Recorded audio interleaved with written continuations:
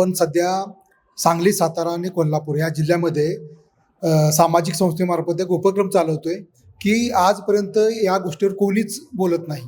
कारण का अल्पसंख्याक समाजामध्ये शिक्षणाचं प्रमाण खूप कमी आहे. संरक्षणासाठी लोक धडपडतात किंवा लोकांच्यावर खूप त्रास होतोय त्यांना, आणि आरक्षण नसल्यामुळे त्यांचं प्रमाण शिक्षणामध्ये खूप कमी आहे.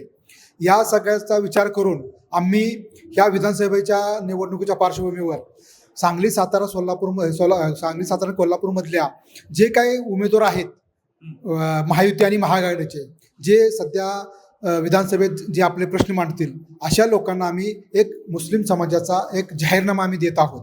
जाहीरनाम्यामध्ये आम्ही काय बोलतोय की शिक्षणाचा प्रश्न असेल, त्यानंतर उपजीविकेचा प्रश्न असेल, त्यानंतर आम्ही रोजगाराचा प्रश्न असेल, हक्क अधिकाराचा प्रश्न असेल, संरक्षणाचा मुद्दा असतील, असा आम्ही त्यात मांडलेला आहे. आणि त्या उमेदवाराबरोबर आम्ही सविस्तर चर्चा करून हा प्रश्न तुम्ही विधानसभेत मांडा, त्यावर चर्चा घडवा आणि धोरणामध्ये हे कसं त्यात इम्प्लिमेंटेशन होईल यासाठी आम्ही प्रयत्न करत आहोत.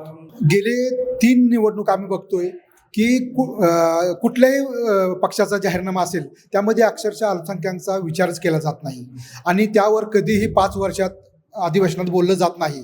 उलट या ठिकाणी मुस्लिम समाजसुद्धा यासाठी अवेअर नाही, जागृत नाही. त्यामुळे आम्हाला वाटलं की आपण आता यावर धोरणात हा विचार केला पाहिजे आणि शासनाबरोबर जनवकालत करून यावर आपल्याला काहीतरी ठोस निर्णय घेतला पाहिजे. म्हणून आम्ही स्वतःहून हे 300 गावामध्ये याचा सर्वे केला आणि मुस्लिम समाजात बोललो, वेगवेगळे स्कॉलरशिप बोललो आणि विद्यार्थ्यांशी बोललो, आणि त्यानंतर आम्हाला हा विषय वाटला की हा विषय प्रत्येक पक्षात गेला पाहिजे. आम्ही सध्या उमेदवारापर्यंत अल्पसंख्याक मुस्लिमांचे जे सध्याचे जे प्रश्न आहेत,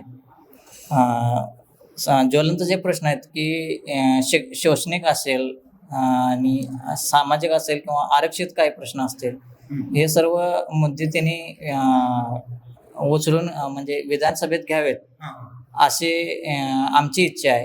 आणि आता जसं तिकिटासाठी जे उमेदवारांची चढाओढ लागते, तसे सामाजिक जे सर्वसामान्यांचे जे प्रश्न आहेत ते मुद्दे उचलण्यासाठी यांची का चढाओढ लागत नाही.